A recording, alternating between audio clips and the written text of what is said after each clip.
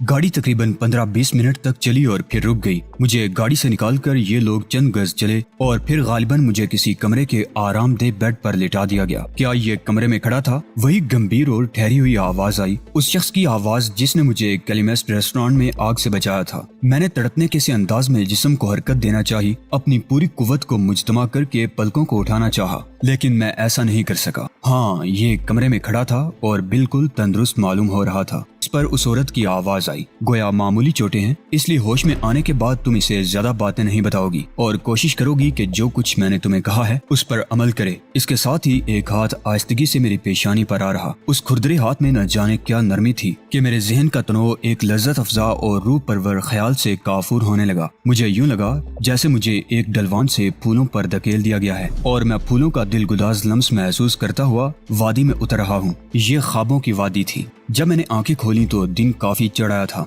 मैं तकरीबन 10-12 घंटे सोया था। गुज़श्ता रात के वाक़यात अभी तक एक डरावने ख्वाब की तरह मेरे जहन से चिमटे हुए थे। बेड के साथ ही एक टेबल पड़ा था जिस पर चंद एक किताबें और टेबल लैंप पर मेरी घड़ी और नकदी रखी हुई थी। कमरा खाली था। मैं न जाने दुश्मनों में था या दोस्तों में, बहरहाल एहतियात जरूरी थी। मैंने इधर उधर निगाह की लेकिन मेरा रिवाल्वर वहाँ भी मौजूद नहीं था। मुझे अस्पताल से अगवा करने वाले लोगों ने गालिबन डॉक्टर को भी लालच देकर अपने साथ मिला लिया था और पुलिस से मुझे बचा लाए थे, लेकिन रिवाल्वर गालिबन पुलिस ने अपने कब्जे में ले लिया था। मैंने घड़ी पहन ली और नकदी जेब में डाल ली। सामने ही एक कदे आदम आईना लगा हुआ था। मैंने उसमें अपनी शक्ल देखी। मेरे सर पर अभी तक पट्टियां बंधी हुई थी। ओवरकोट पर मोटरसाइकिल से टकराने और फिर सड़क पर गिरने की वजह से दाग लगे हुए थे। मैंने कोट उतारा और करीब पड़े हुए ब्रश से ये दाग साफ करके कोट दोबारा पहन लिया। अब मैं आहिस्ता आहिस्ता अपने सर की पट्टियां उतारने लगा। पट्टियां जख्म से चिमट चुकी थी। अपने सर से पट्टियां अलग करने में मुझे बहुत तकलीफ हुई। बहरहाल मैंने पट्टियां उतार कर एक तरफ फेंक दी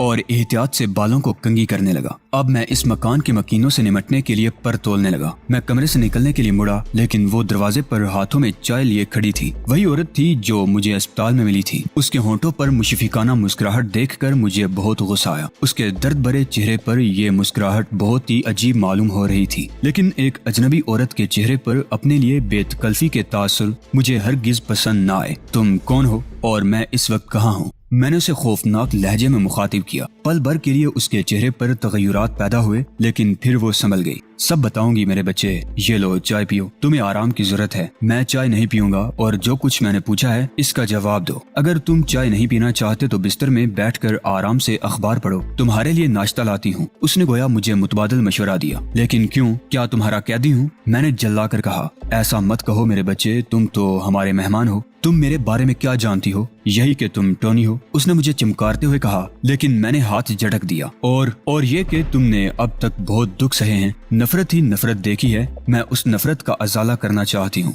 क्या तुम्हें इल्म नहीं कि मैं इस नफरत के काबिल भी हूँ? कोई भी इंसान नफरत के काबिल नहीं होता। क्या तुम जानती हो मैं एक कातिल हूँ? होगे, लेकिन कानून की नजरों में, मेरी नजरों में नहीं। मेरा नाम तुम्हें किसने बताया? तुम्हारा नाम मैं पहले से जानती हूँ। जब मुझसे नफरत की जा रही थी तो तुम उस वक्त कहाँ थी? अब इसका अजाला करने चली आई हो। आखिर क्यों? मुझे इससे पेशतर कुछ इल्म नहीं था कि तुम कहाँ हो। मैं सिर्फ तुम्हारे बारे में जानती थी, लेकिन तुम्हारी मौजूदगी से बेखबर थी। मैं 10 साल पाकिस्तान में रहा, 7 साल लंदन में रहा, और अगर तुम्हें मेरे वजूद का इल्म था, लेकिन मेरी मौजूदगी का इल्म क्यों न हो सका? पाकिस्तान में सब तुम्हारे साथ मोहब्बत करते थे। तुम्हारे शऊर में कोई चीज खटकती नहीं थी। तुम पुरसुकून थे और इस तरह मुझे भी कोई गम न था। और तुम्हारी लंदन में आमद के मुतालिक मैं सोच भी नहीं सकती थी, इसलिए तुम्हारी यहाँ मौजूदगी का मुझे कुछ इल्म नहीं था। मुझे बहुत बाद में पता चला कि तुम यहाँ हो। तुम्हें यहाँ मेरी मौजूदगी की खबर किसने की? तुम्हें कैसे पता चला कि मुझसे यहाँ पर नफरत की गई है? और तुम कौन होती हो मुझसे होने वाली मोहब्बत और नफरत का ख्याल रखने वाली? आराम से बोलो मेरे बच्चे,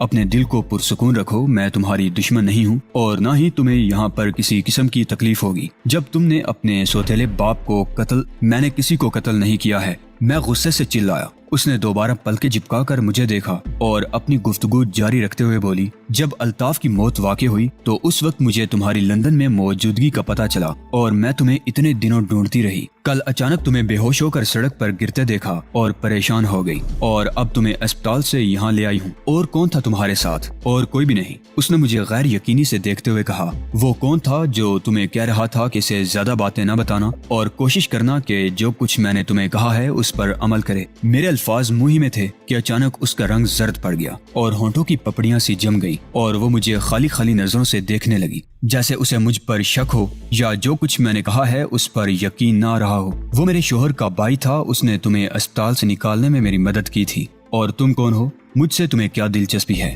तुम बिस्तर पर बैठो, मैं दोबारा चाय गर्म करके लाती हूँ, उसने कहा और चल दी। इस औरत की बातों से मुझे यूं लग रहा था जैसे ये मेरी जात के रंग को जानती है, लेकिन एक अंग्रेज औरत जिसे मैंने जिंदगी में पहले कभी नहीं देखा, जिसका मैंने किसी से कोई तज़किरा नहीं सुना, मेरे बारे में सब कुछ जान सकती है। मैं दोबारा बेड पर बैठकर उसका इंतजार करने लगा। अपनी शिनाख्त की सूरत मुझे अपने सामने नजर आने लगी और मंजिल की तरफ जाने वाले इन रास्तों को मैं कभी नहीं छोड़ सकता था। मैं अब हर बात इस औरत से मालूम करने का ख्वाहिशमंद था। अल्ताफ के कत्ल के बाद एक से एक नया किरदार सामने आ रहा था और हर किरदार का ताल्लुक मेरी जात से था, जो न सिर्फ हालातों वाकयात की भूल भुलैयों को पेचीदा बना देता था। अब मैं तमाम तर उम्मीदें इस औरत से वाबस्ता किए बैठा था, अगरचे इस बात का इम्कान भी था कि ये औरत भी मेरी परेशानियों में इजाफा कर दे, लेकिन दूसरी तरफ रिश्तों नातों की भूल भुलैयों को पाने का जुनून भी मेरे सर सवार था। वो जल्द ही चाय दोबारा गर्म करके ले आई और मेरे बेड के साथ कुर्सी पर बैठ गई। अब बताओ, मेरे वजूद से तुम्हें क्या दिलचस्पी है? मुझे अगरचे सब कुछ बताने से मना किया गया है, लेकिन मैं तुम्हें परेशान नहीं देख सकती। मैं तुम्हें एक कहानी सुनाती हूँ,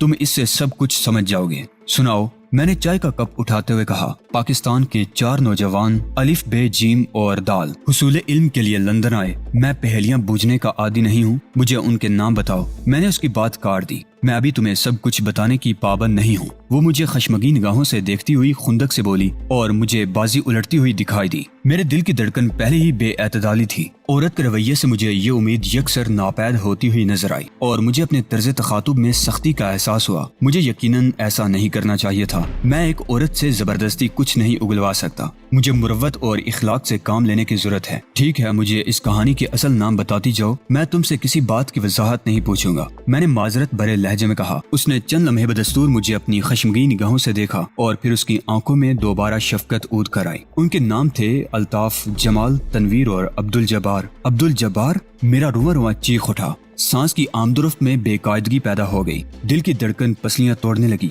औरत गौर से मेरी नफ्सियात का जायजा ले रही थी और मैं मुंह फाड़े उसकी तरफ देख रहा था, जैसे इस सीने में एक टाइम बम है और इसके फटने का वक्त बहुत करीब है। जो ही ये बम फटा, सब कुछ तबाह हो जाएगा। ये चारों आपस में गहरे दोस्त थे। वो अपनी कहानी जारी रखते हुए बोली, ये चारों हुसूल इल्म के लिए लंदन आए। अल्ताफ इंजीनियरिंग का तालिब इल्म था, जमाल साइंस का, तनवीर डॉक्टरेट का और अब्दुल जब्बार बैरिस्ट्री का। बैरिस्ट्री? मैं मुंह ही मुंह में बुड़बड़ाया और फिर मेरी अम्मी की बाज गश्त मेरे कानों से टकराने लगी। तुम मेरे लख्ते जिगर हो, तुम्हें मैंने जन्म दिया है, तुम्हारी माँ भी मैं हूँ, तुम्हारा बाप भी मैं हूँ। अल्ताफ की बातों ने तुम्हारे नन्हे से जहन को बहुत ज्यादा परागंदा कर दिया होगा। तुम्हारा बाप कौन था? वक्त आने पर तुम्हें इस बात का इल्म हो जाएगा। मैं तुम्हें बैरिस्टर देखना चाहती हूँ। मैं चाहती हूँ कि तुम कानून की तालीम हासिल करो, फिर मैं तुम्हें लेकर पाकिस्तान जाऊंगी और तुम्हें वो रास्ता दिखाऊंगी जिस पर चलकर तुम अपनी गुमशुदा शनाख्त को तलाश करोगे। इस आवाज के एक एक जुमले में गहरा असर था और दुख और दर्द था। एक हसरत थी। इस हसरत के पस मंजर में क्या था? वो मुझे क्यों बैरिस्टर देखना चाहती थी, मुझे अभी तक मालूम नहीं हो सका था,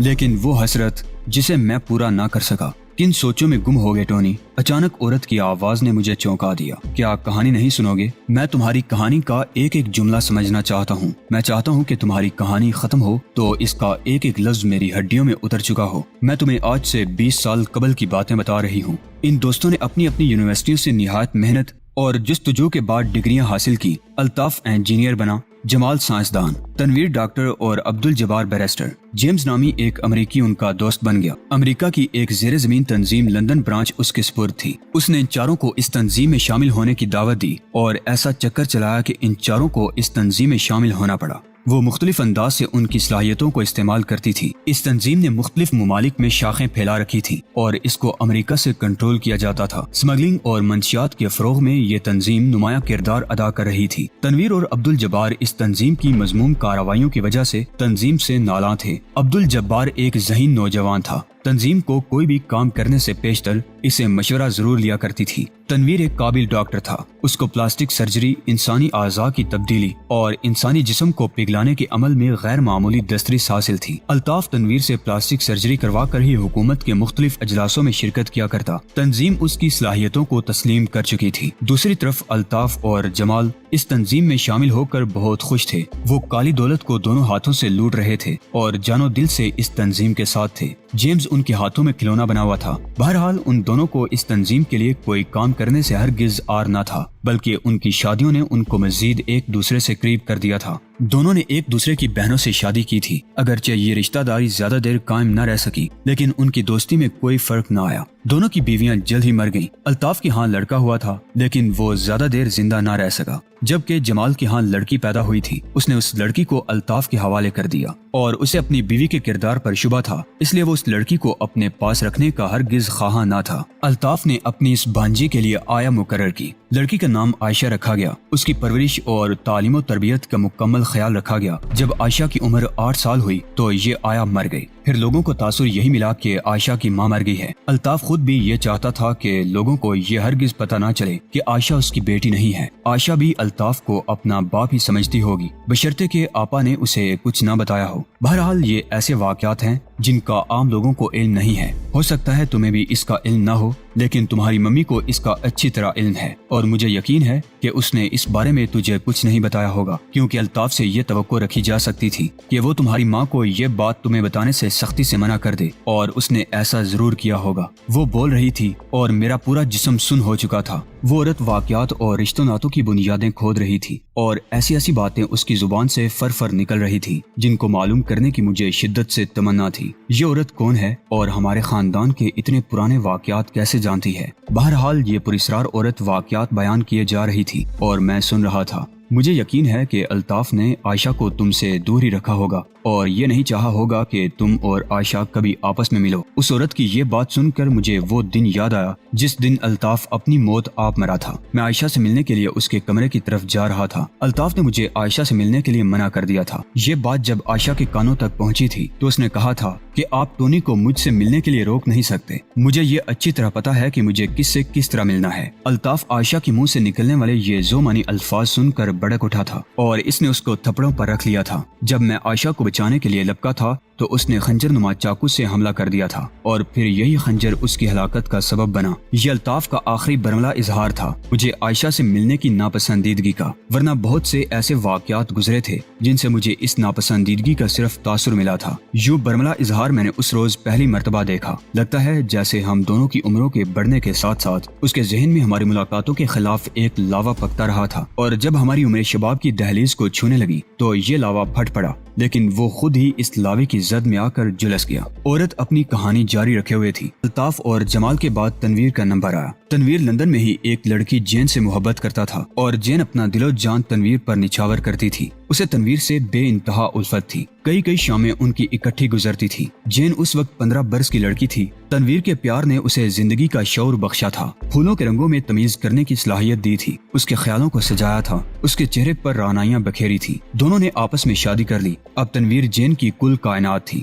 تنویر اسے پاکستان میں اپنے والدین کے پاس لاہور لے گیا۔ وہاں پر جین کو ایک محبت کرنے والا پرخلوص سسرال ملا۔ جین اپنی پرکیف زندگی میں مگن تھی۔ ہر موسم پیار کا موسم تھا۔ تنویر جین کو اپنے دوستوں کے گھر والوں سے اکثر ملواتا تھا۔ جین کو الطاف، جمال اور عبدالجبار کے خاندان کے رشتوں ناتوں کا سب علم تھا۔ تنویر کو تنظیم کے لیے کام کرنے کی غرض سے اکثر لندن آنا پڑتا، جس طرح کہ اس کے دوسرے 3 ساتھیوں کو آنا پڑتا تھا۔ وہ جب بھی لندن آتا جین اس کے ہمراہ تھی۔ تنویر جین کے دل کی دھڑکنوں میں سما چکا تھا۔ تنویر کے بغیر جین کا ایک پل بھی نہیں گزرتا تھا۔ عبدالجبار ایک ذہین اور طاقتور نوجوان تھا، تنویر کا بہترین دوست۔ دونوں اکثر تنظیم سے قطع تعلقی کے بارے میں غور کرتے، لیکن تنظیم سے بغاوت کرنے کی ہمت نہ پڑتی۔ بہرحال دونوں کے دلوں میں تنظیم کے خلاف لاوا پکتا رہا۔ اسی دوران جمال نے پاکستان میں دوسری شادی کر لی۔ اس نے جس گھرانے میں شادی کی اس گھرانے کو اکو کا گھرانہ کہا جاتا تھا۔ اکو کا گھرانہ اس لیے مشہور تھا کہ جب اکو نے شادی کی تو پہلی بچی پیدا کرنے کے بعد اس کی بیوی بانجھ ہو گئی۔ اس بچی کا نام نورین تھا۔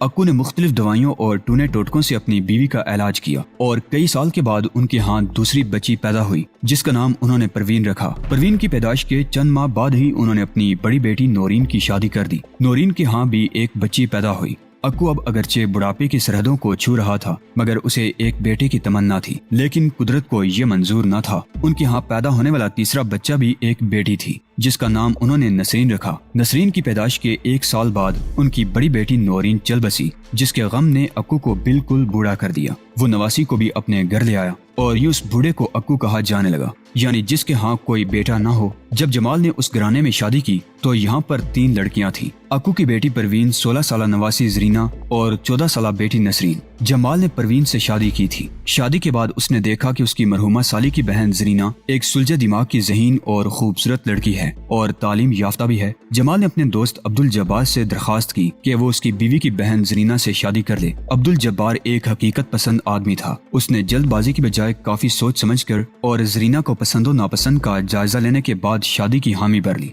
और फिर जल्द ही अब्दुल जब्बार और जरीना की शादी हो गई। शादी के बाद जमाल ने महसूस किया कि अब्दुल जब्बार जरीना के बजाय उसकी बीवी परवीन में दिलचस्पी ले रहा है। जमाल के इस एहसास में हकीकत का शायबा तक नहीं था, बल्कि ये जमाल के वहमी ज़हन की इख्तरा थी। और फिर इसके बाद ही उन वाक़यात की इब्तिदा होती है जिनको दोहराने की मुझ में हिम्मत नहीं। ये वो वाक़यात हैं जिनसे रिश्तों नातों की सारी दीवारें गिर गईं, दोस्तों की दोस्ती खत्म हो गई, मुरवतों के दीप बुझ गए। इसके साथ ही एक नाखुशगवार वाक़या पेश आया। तनवीर लंदन में गुम हो गया। अब्दुल जब्बार जमाल के सलूक से पहले ही परेशान था। तनवीर की गुमशुदगी ने उसको मजीद परेशान कर दिया, लेकिन वो मजबूत आसाब और अच्छे जहन का मालिक था और सबसे बढ़कर ये कि वो हकीकत पसंद था। उसने नाखुशगवार वाक़यात की तलखियों को अपने जहन से चिमटने से रोक दिया और मर्द आहन बनकर हालात से बरसरे पेकार रहा। जमाल उसके लिए अब एक दुश्मन का रूप बदल चुका था। जल्द ही उसे पता चल गया कि तनवीर को जमाल और अल्ताफ के कहने पर तंजीम ने अगवा कराया है और अब खुद उसके खिलाफ भी कार्रवाई करने वाले हैं। तनवीर चूँकि अब अपने जहन को पूरी तरह इस्तेमाल न करते हुए तजर्बे कर रहा था, इसलिए तंजीम को ये बात गवारा न हो सकी और उन्होंने जबरदस्ती सही काम करवाने के लिए तनवीर को गुम कर दिया। जो ही अब्दुल जब्बार को पता चला